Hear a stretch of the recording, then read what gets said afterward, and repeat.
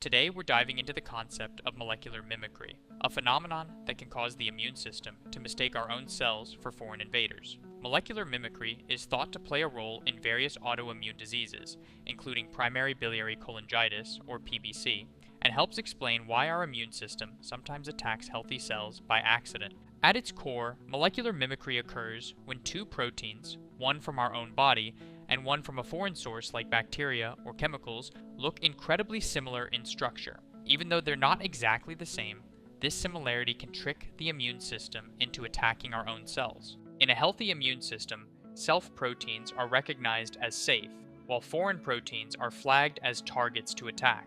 But with molecular mimicry, a foreign protein can look so similar to a self-protein that it causes confusion, leading the immune system to attack its own cells. One autoimmune disease where molecular mimicry might play a role is primary biliary cholangitis, or PBC. In PBC, the immune system attacks the bile ducts in the liver. For reasons that aren't entirely clear, PBC causes the immune system to produce antibodies against mitochondria, specifically a mitochondrial protein called PDC-E2.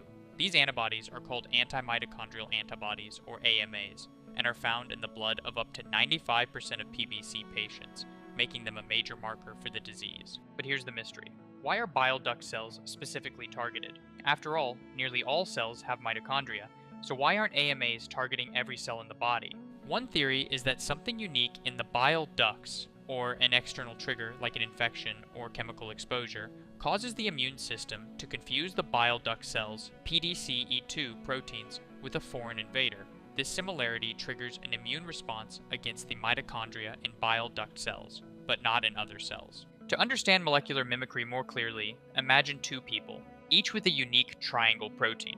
Person A's immune system recognizes their red triangle as self, and person B's immune system recognizes their green triangle as self. Now imagine that person B's red triangle protein mutates or becomes altered, perhaps due to an infection or environmental trigger. Suddenly, this new red triangle is similar to a foreign protein.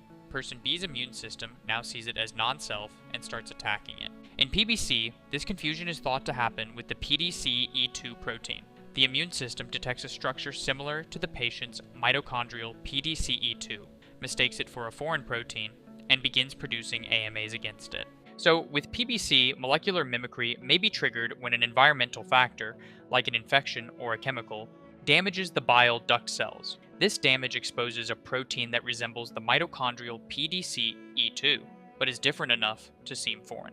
The immune system sees this altered protein as non-self, creating antibodies to target it. But because this protein is so similar to the PDC-E2 protein in all mitochondria, the immune system ends up attacking the mitochondria in bile duct cells specifically, leading to PBC. It's worth noting that molecular mimicry isn't the whole story. Genetic predispositions, environmental exposures, and associations with other autoimmune diseases, like Sjogren's syndrome and autoimmune hepatitis, also contribute to PBC development. This complex interaction between genetic and environmental factors, along with molecular mimicry, provides a framework for understanding how autoimmune conditions like PBC might arise. To sum up, molecular mimicry occurs when foreign and self-proteins are so similar that the immune system mistakenly targets its own cells. In PBC, the immune system produces AMAs against a mitochondrial protein called PDC-E2, leading to bile duct damage. While molecular mimicry provides one possible explanation,